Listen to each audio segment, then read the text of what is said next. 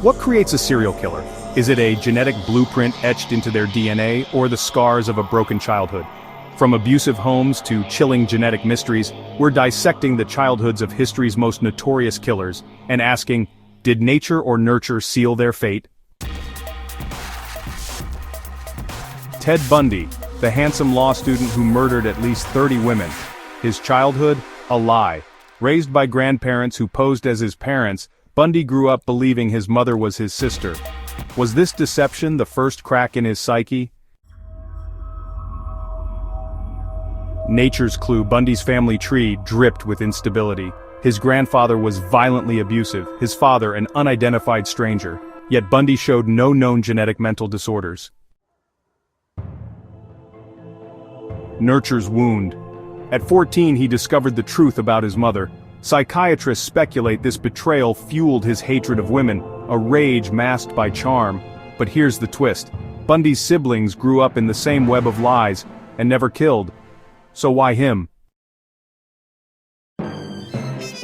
Jeffrey Dahmer, the Milwaukee cannibal, dissected animals as a child and kept a human skull as a trophy. His childhood? A perfect storm of neglect and biology. Nature's clue.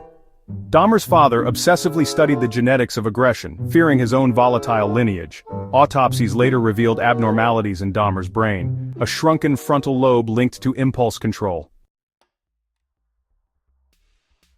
Nurture's wound. His mother, mentally unstable, once tried to take her own life with pills. His parents' screaming matches ended in divorce, leaving teen Dahmer alone with his dark fantasies. Yet Dahmer once wrote, "I should never have been born."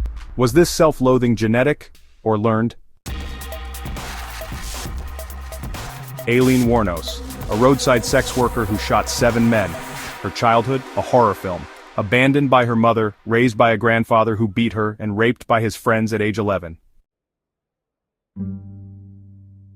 Nature's clue. Wuornos' father was a schizophrenic pedophile who hanged himself in prison. Her brother, also schizophrenic, died of cancer. Nurture's wound. Pregnant and homeless by 14, she traded sex for food. "Men ruined me," she snarled at her trial. But here's the dilemma. Many endure trauma without turning violent. Did her father's madness lurk in her genes, or did survival instincts twist her soul? Edmund Kemper, the 6'9" IQ genius who murdered his grandparents, then his mother. His childhood? A laboratory of cruelty.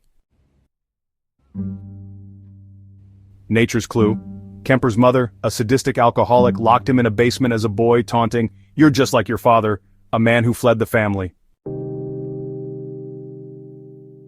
Nurture's wound. She forced him to sleep in a windowless cellar, feeding him scraps. At 15 he shot his grandparents to see what it felt like. Psychiatrists diagnosed him as a textbook sociopath. But was he born or made? Kemper himself chillingly mused, "I was a good kid until I was told I was bad." Studies of twins separated at birth show genetics account for 50% of violent tendencies. But epigenetics, how trauma switches on dangerous genes, complicates the puzzle.